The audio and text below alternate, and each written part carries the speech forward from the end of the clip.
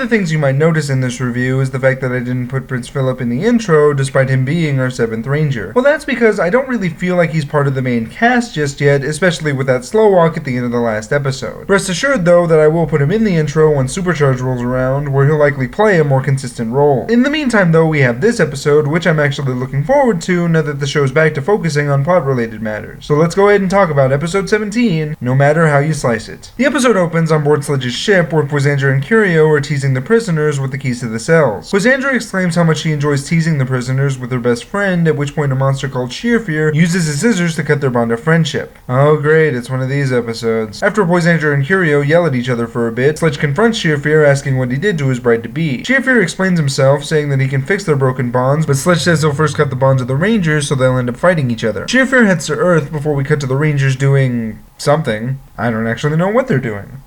I sense something wrong. I was just hoping my mom would have called. She's never forgotten my birthday before. Oh, today your birthday. Yeah, oh, shh. It's okay if they don't remember. They have much bigger things on their minds, and it's fine.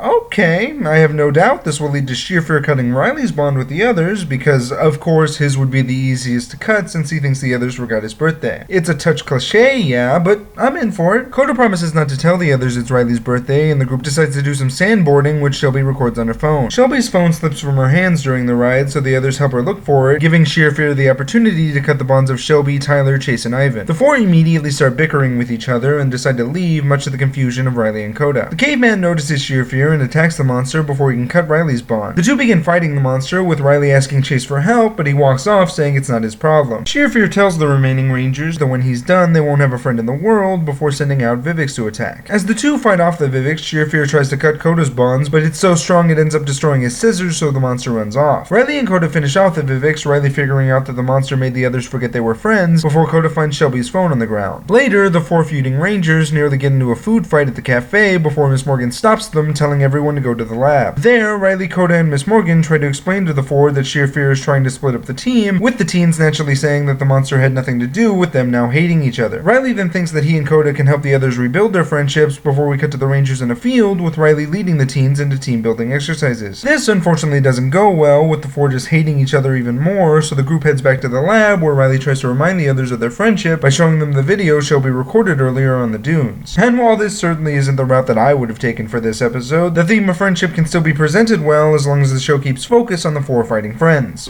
Keeper, I wish you all the luck in the world, but give my energem to someone who can stand this bunch. I'm on the first bus out of here. You read my mind. Good riddance. Or everyone could just leave, which isn't necessarily bad. I mean, the episode did start out focusing on Riley, so maybe now that everyone else is gone, we can actually have some nice character bits with him and Coda. Their broken friendships have caused their energies to be thrown out of balance. Soon, the bonds to their energems will break, and they will cease to be Rangers. Or we could focus on this now, which is like the fourth thing we've tried to focus on in this episode, but it'll be okay as long as the show doesn't add more fuel to the Coda, his scissors broke when he tried to cut your friendship bond. You are not just friend. You are family.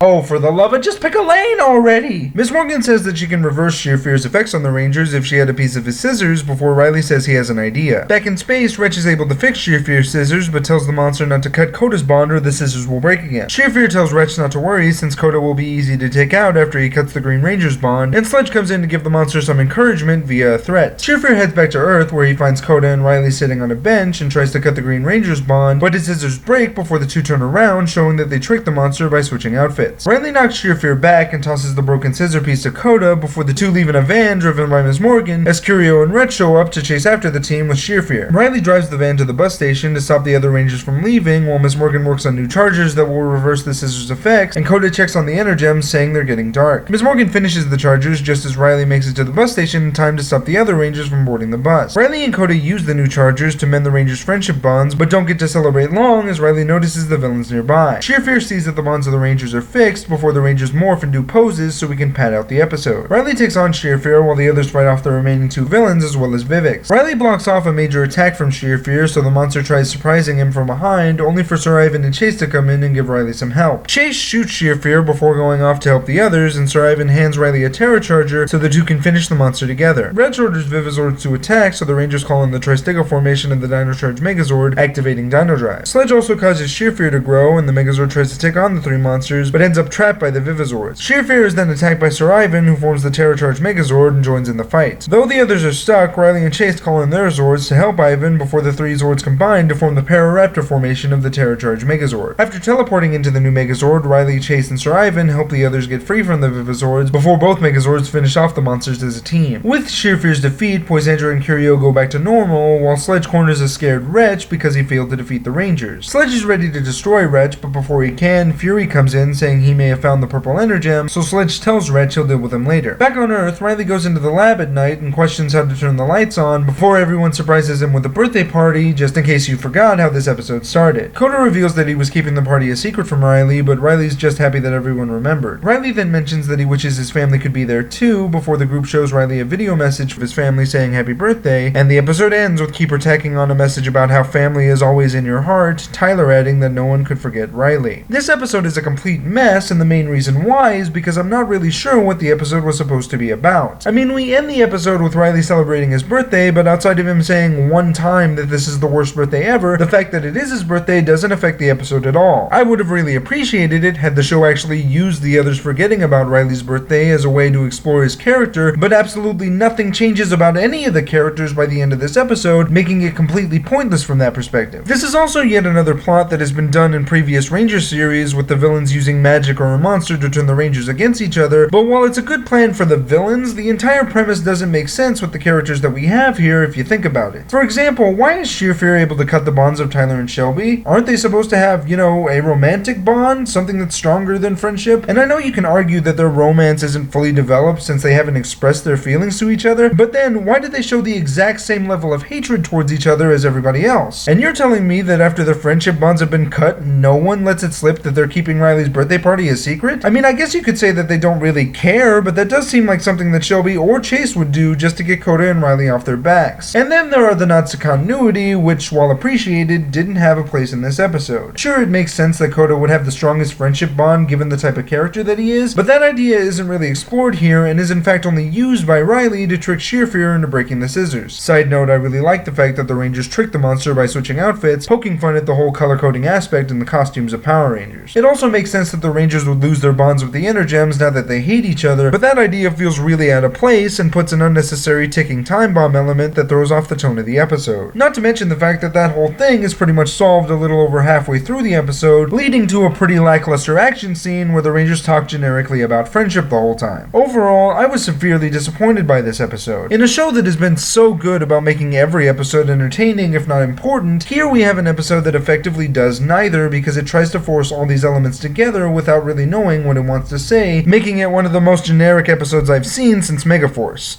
I'm Nick, aka Iron Man 1993, and may the power protect you.